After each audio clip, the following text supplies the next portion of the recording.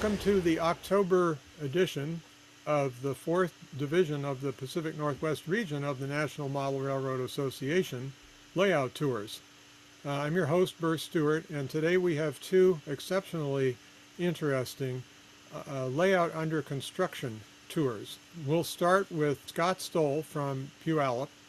And Scott, if you want to bring up your screen, the floor is yours. My name is Scott Stoll, and I'm in Puyallup. And when the call to show layouts was put out a while back, I knew it was kind of time for me to kind of go for it, even though my layout is not in a completed stage yet. I also knew some folks might be interested in building a layout in a smaller space, such as a bedroom. And that's what I've been building for the past 2 years. Been journaling and photographing it along the way from the process from the beginning. And like most model railroaders in any scale or any space, we never have enough room to do what we want. So as you can see, I was introduced to model railroading at a very early age. So late 60s, very soon after birth, I was put on the train table to watch the trains go running round and round. And in 1976, my dad, my grandfather built a fold down table that came down into the basement, which was in the process of being finished. And we were able to run big, long trains in a big oval with a few little sidings along the way. We never got any further than this, though, as we eventually moved to Olympia. So in Olympia, I had a really cool room because I got to build a train set in my room. And so Dad and I built this layout in my room. As you can see, a lot of track, not a lot of space to move around in there. But as I said, it was very, very cool. Dad and I had this layout for 25 years, but it really never saw any progress after 1996. College and work, marriage, kids, all saw my model railroading diminish greatly until about 2004. In 2004, I was fortunate enough to get involved with a bunch of guys in Puyallup, getting their layouts ready for the national convention that summer. And I got to make a lot of rock and tunnel castings for their layouts. Model railroading for the next 13 years was and still is a lot of fun with these guys. In 2017, I attended the Tacoma Clinic on weathering and realized just how much I missed having a layout of my own. A number of factors were in place, and I decided that it was time to build a layout of my own and in the back of my apartment at this time. So I made the decision to build a layout, not just to reignite my hobby, but also as a tribute to my dad and in honor of my grandfather, who worked for the Milwaukee Road his entire career. The theme of my layout is based on travels through Idaho, Montana, and South Dakota to visit relatives. So it's kind of got a very scenic section, or will have very, very scenic section of some mountains and a lot of prairie land as well too. So I hope you enjoy my presentation of the process in building of the Hazel Redbird branch line. So in 2018 was a year of a lot of pencil and paper, graph paper, and some pretty tough criteria that I had to follow to make sure my layout was quite different than my layout in Olympia. Primarily, everything had to be reachable and it had to run. So then I had to decide, was I just going to make a remake of a little 5x5 section of our old layout, or maybe an L shape, or maybe an around the room, maybe a double deck with a helix. I don't know. There were so many things to decide on. It got pretty crazy. So after hours and hours looking at model railroad track plans, a lot of coffee, a lot of classic rock, and a lot of input from my crew, I came up with a basic footprint of an around the room with a split peninsula. And in 2019, I downloaded the CAD program AnyRail. And what a game changer that was for me. Now I could really see how the radius of curves or the degree of a diverging track really affected the track plan within the footprint. And my biggest learning point that I had, and one that I think a lot of maybe beginning model railroaders may find confusing, was the differences between the switch manufacturers. And I was kind of debating between Picos and Atlas. And as you can see on the far left, that with all Picos number 5 switches in my yard, my yard ran right over all my arrival departure tracks and my mainline tracks. So then I tried using all custom line number 4s and kind of got the same result. So then I moved to using an Atlas snap switch coming into the throat of the yard. And wow, that made such a difference. As you can see, it diagonal my yard tracks. And now the tracks were the same length that I've always wanted them to be, and they did not interfere with any of my arrival or my mainline tracks as well too.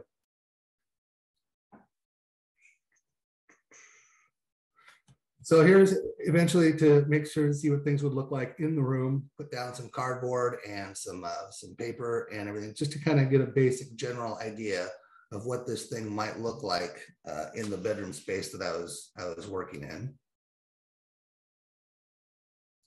And there is my track plan.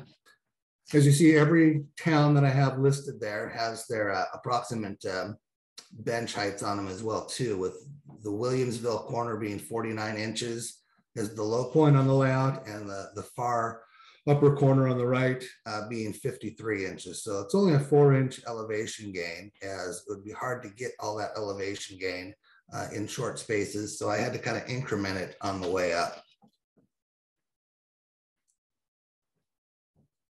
So my layout at a glance. So my layout is an HO scale layout. The room is 14 by 9, and it is around the room with a split peninsula.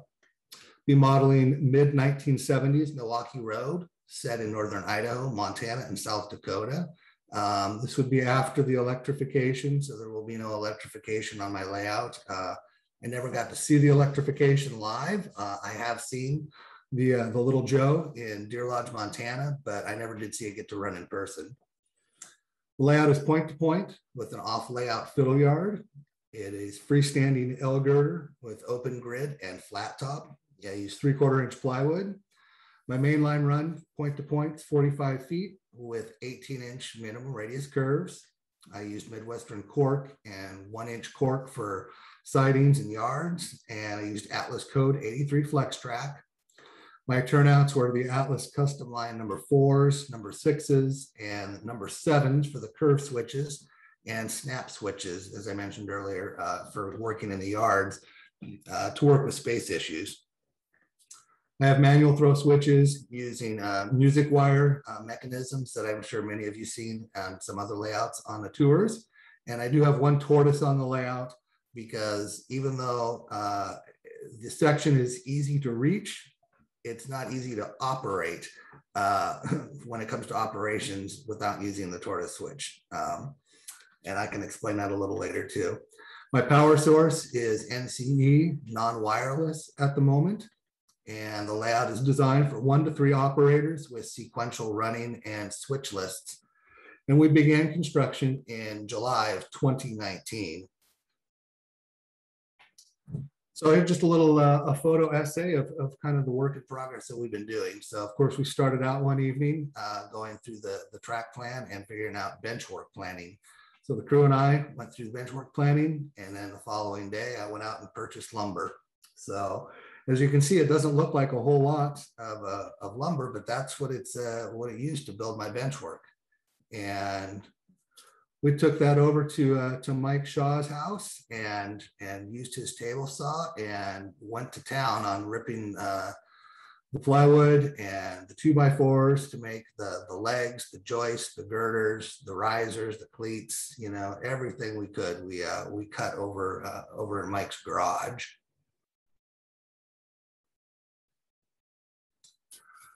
So then in July, we started building the railroad in the back small bedroom. So as you can see, it's all done in sections. And we have the first section done in Williamsville. The section on the right is next to Hazel. And also had a little bit of our section going in from the mining and what will be the transition up into Troutdale. So all those sections were built in the bedroom and then put up. It is designed to take it down and move it at some point, but that's only going to be a one-time deal. I don't want to have to do it anytime sooner than that. Here's just a view of the room kind of in general with the peninsula added in there as well too. At this point, I have the lights in there. The lights were gifted to me, so I have 10 fluorescent lights that are hanging from the ceiling. And at the time, we didn't have a whole lot of power to deal with, so I have a lot of hanging extension cords, but that's been eliminated down the road. So when it came time to split the peninsula, because the peninsula was going to have two towns on it at different levels, we had to split the peninsula and then also make sure that we ran a curve from Redbird Canyon up to Troutdale. And as you can see on the left, that we split the peninsula with the cut, and then we also made it the cut wide enough that we could drop in our divider. My divider is a 2 1/8 inch sheets of hardwood masonite sandwiched around a 1/2 inch piece of plywood.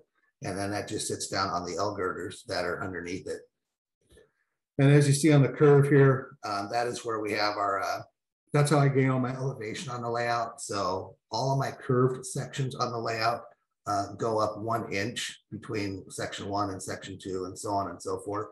So it's approximately about a 1% grade between the sections, and then a little more between the upper half and the mine, but it's not a big difference to make a difference as far as pulling cars or cars rolling away. So here's the mine section cut out as well too, crossing the riverbed, and then also a little bit of the track coming up from the other sections behind the divider as well too. Then we drilled holes in the joists for wires, for the bus wires, for powering the layout, and also any lighting in any structures that I may have.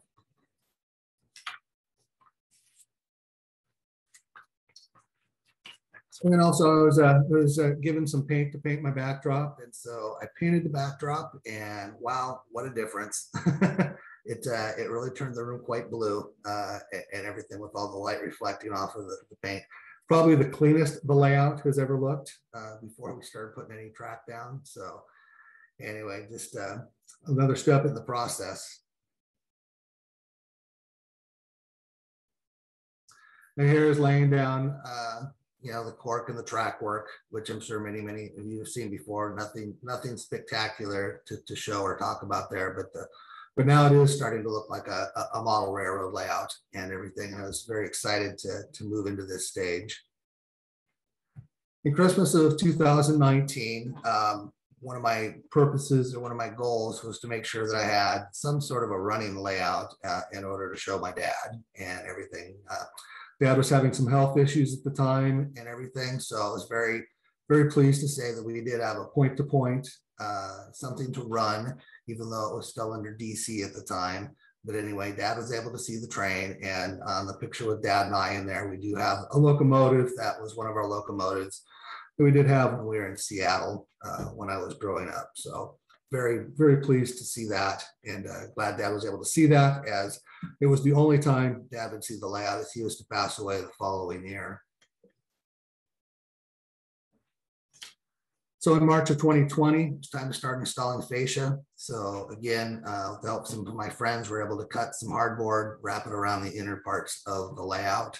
And part of the layout design was to differentiate between being in the mountains and being in the prairies. So even though the track isn't all that much higher in certain areas, just the fact that you've got the fascia so big in there, you don't know where that track is back there because it's hidden, and that was part of the purpose for it.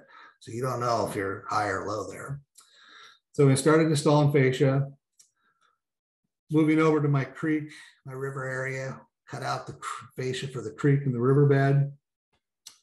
And then on Troutdale, I have a high fascia for a view block, and that view block is used to not see the rest of the layout, or some of the rest of the layout. But it's also used to hide the fact that I have 18-inch radius curves. And so you do not see the 18-inch radius curve around the peninsula, end of the peninsula, from the outside, and you'll only see about a quarter to a third of it from the inner half. And there will be a mountain in there as well too. So the train will duck into the mountain, come out the other side, but you're only going to see a part of it. So the largest cars I run on my layout are 53-foot grain cars, but you're not going to notice it that much in the fact because of the 18-inch radius curves are kind of hidden. In June of 2020, it was time to add my extension from Williamsville to the Fiddle Yard. So I took this idea from an internet suggestion that I read on. And so I made my extension with some leftover plywood that I had, and then also made my attachment device with a little trip to Ace Hardware and some extra scraps of wood I had around. To connect my extension, I, again, thanks to the internet, went with some brass tubing connection that I soldered to both of those sections of the layout, and then also solid brass rods that can pull out and disconnect that as well too. And then I have some connecting wires that I put on there to connect from one section to the other section. There's just a photo of the section as it is completed, and then how it looks up against my closet. I did make sure I put the legs holding the extension is in the middle of the extension as opposed to the end of the extension, because somebody's got to stand there and move cars from the extension to the fiddle yard in the closet, and I didn't want them to kick the post around. So that's why that's in the middle. So here is the inside of my closet, where I built a 7-track fiddle yard and built it on some stilts that just kind of rest on my dresser that's in there. And the fiddle yard is the exact same height as my extension. And there's enough room from the closet door to the back of the extension in order to move cars off and on the fiddle yard. And the fiddle yard will be for my West Coast and Midwest destinations. So cars coming through Williamsville would be, going eastbound, and you'd pull them off and deal with the fiddle yard. Or up in the upper half of Troutdale, you would pull the cars off and put them on the fiddle yard and build your trains that way as well too. So August of 2020, we had our Golden Spike Night. So I do want to thank my crew here for Steve Shores and Mike Shaw, Greg Price, and myself for all the work that we put into that. And at that point, that was all the track had been put in. It's been manipulated a little since then, but track was in, could go point to point. We had our DCC system set in so the trains would run. And so again, it's just a time to celebrate a big milestone in the layout. So a little after a year after starting, we were able to drive the Golden Spike. I put this photo in here just to kind of give you an idea of what I'm going to try doing for my background. So having to photograph or having a layout based on the Midwest as part of the layout, a major part of the layout, I wanted to make sure I had some cornfields. It's going to be an October harvest time theme. And while I was back in South Dakota, I was able to take this picture here. And this is just one big wide angle lens, wide angle shot that I took while I was driving around looking for things to photograph. And I said that would make a great backdrop for Williamsville. So that is an image that I've used, and you'll see in the upcoming slides kind of how I've used it, just making some draft images to put up just to kind of give people an idea and a feel for my layout. So one thing I did is I needed to lighten the sky up a little bit, and I wanted to lighten the sky up, put some wispy clouds in there as well too. So again, painted the backdrop, and this took a couple of tries in order to figure out how I was going to blend two colors of blue and how I was going to get it to work out. So eventually, I think it looks fairly well. Most of the times when we're modeling a railroad, we're not looking at the sky anyway, but from a distance, it does give an idea of what it would look like in the Midwest. So the lower picture has a picture of the wispy clouds, the blue sky, and then also you can see my backdrop that I cut out of some draft paper as well too. Then I began either making some mock-up structures or using some buildings that I had around just to kind of place them in certain portions of the layout, just to kind of get an idea and give people a feel of what I'm going for as far as the geography of the layout. The cornfield on the top actually is a photo of my family's cornfield as well too. I didn't realize that until about a year after the fact when my cousin realized, hey, that's our cornfield. So it does have a little bit of family history going on in it as well too.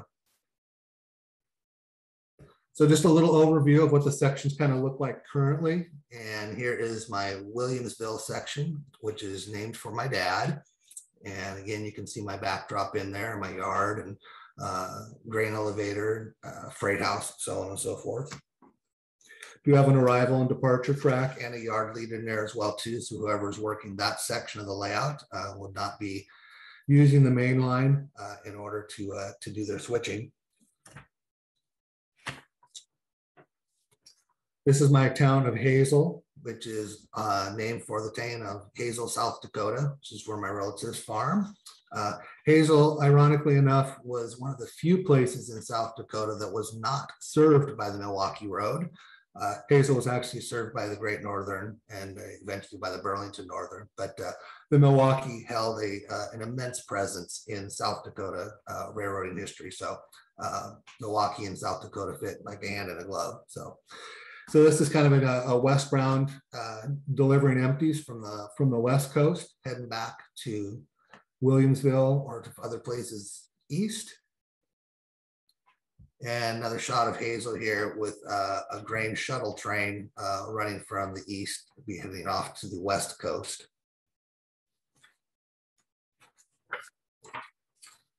So we'll have an ore mining industry, which will be serviced from Troutdale. And the ore mine is a shout out to a gentleman who had a layout when I was a child in Olympia that let me go run his layout. And he had a full-blown, everything was scenic and everything. And he had this really cool mine with these cute little ore cars.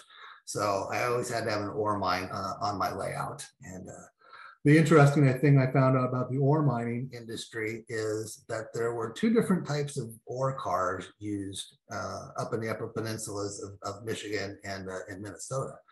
And that is that there were Michigan ore cars and there were Minnesota ore cars, with the Minnesota ore cars being not as tall. They're a lot not as narrow. They're wider than the Michigan ore cars, and that was due to the ore mining, the docks at the facilities in either Michigan or Minnesota.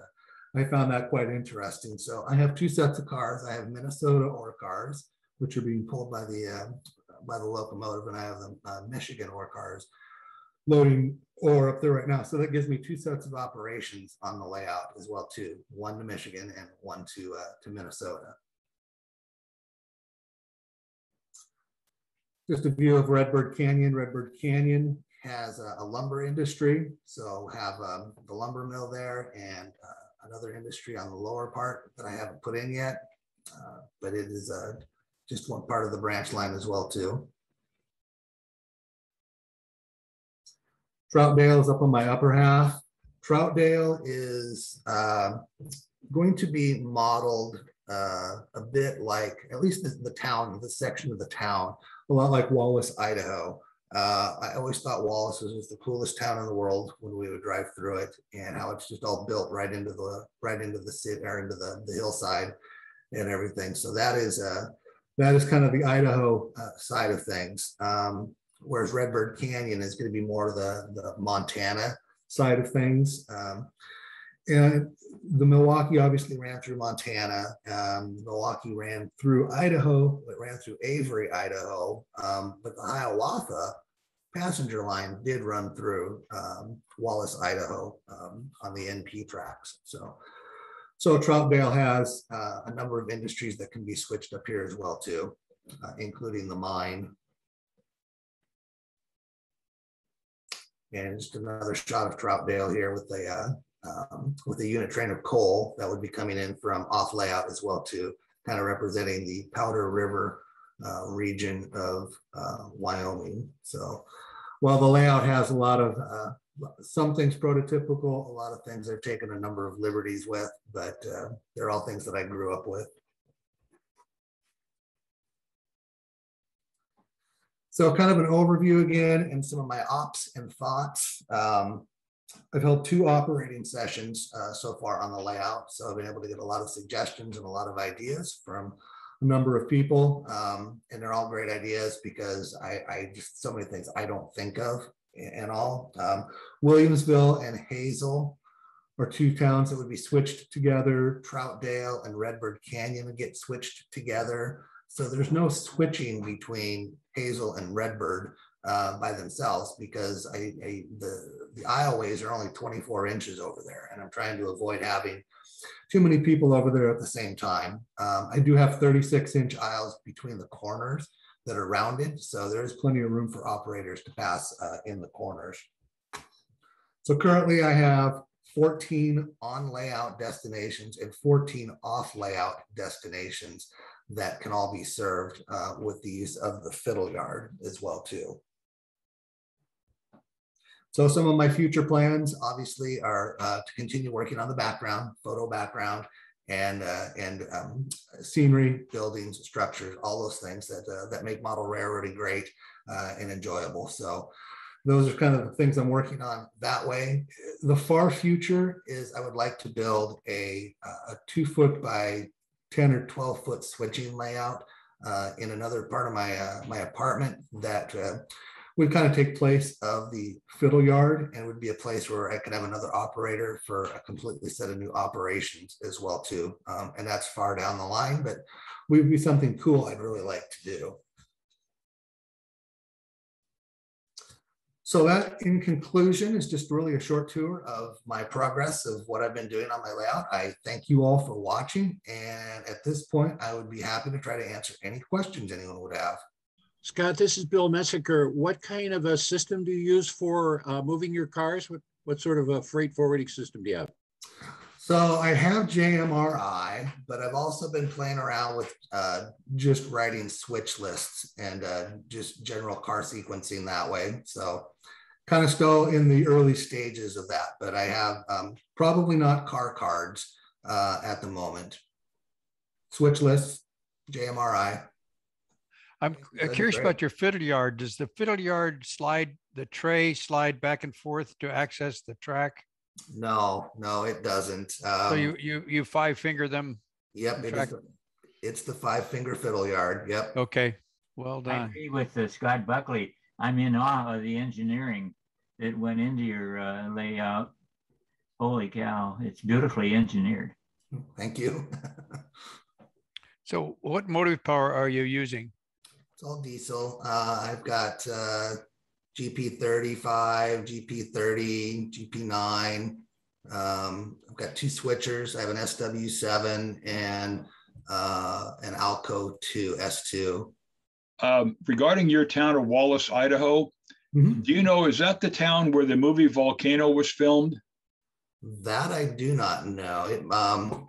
There was a movie filmed in Wallace, I do know. Yeah, is Wallace one of those little towns where the freeway comes through and there's a town over here and then mountains on both sides? Yes. Yeah. So originally Wallace, I-90 ran through the town of Wallace, and it was the only place on Interstate 90 between Seattle and Boston that had a stoplight.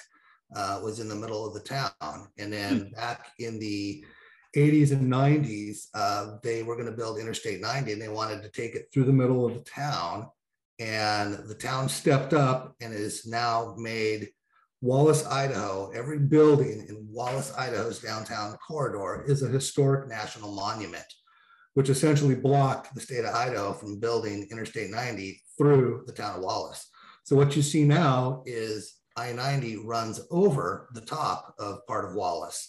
On the one side of the mountains. And in the process, the Northern Pacific depot that was there did have to be moved about 200 feet, maybe 200, 300 feet from its original location to the other side of a creek, to a river, in order to let the freeway go over. But the rest of the town was spared the demolishment by making it national.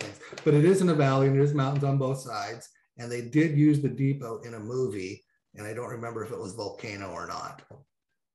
The movie Volcano was filmed in LA. I think the movie you're thinking of is Dante's Peak.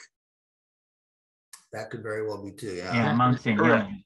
That was filmed in Wallace. Dante's Peak with Pierce Brosnan. Yeah, I went through that Wallace just coincidentally when they were filming, and they had the fake ash piled up against all the buildings and that sort of thing. It's kind of interesting. Fun Well, way to if you go way back to the early 1900s, Teddy Roosevelt came through Wallace in the early 1900s as well too. So that's kind of a claim to fame, and it's interesting to see pictures of that. So yeah, Wallace has a lot of history. Wallace is obviously a silver mining town, as everything else is there in Idaho. I'm doing ore just because it kind of fits with what I grew up with and everything. But again, creative liberties. Wallace was used by Brian Ellerby as an inspiration for part of his layout in SN3, and a good bit of the streets and all of that is, I think, in a flume underneath.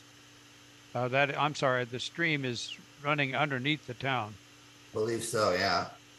Wallace is where they had to roll up the awning on one particular building to clear the NP way freight that was pedaling through. It wouldn't clear the awning. Is that a piece of 1-inch extruded foam you're using in the backdrop in the peninsula? So the divider itself is half-inch plywood sandwiched in the middle between 2 1/8-inch sheets of hardboard masonite. Oh, okay. And then you painted it blue. Yeah, then I painted it blue, and then for now I just taped up some green construction paper to kind of give an idea of the mountains. If you go through Wallace, it's just the town is built right into the hillside. And did you say you started this layout in 2017? No, the actual starting of construction was 2019. 2019. Yeah. Yeah, I think I can speak for the entire group that this is a very impressive layout to have done in a couple of years, and you've done a marvelous job of fitting everything into a single room. Thank you. I look forward to operating on it someday. Well, with Steve Shores, Mike Price, and Mike Shaw, boy, you've got a powerful group there. I do. These guys have been very, very helpful in, questioning me on something I wanted to do or suggestions of things I might want to try. And so, yeah, a lot of valuable information. I appreciate the way you've hidden your curves with those sharp radius. It's a very effective way to do that so that you're really not aware of how really sharp they are. Yeah.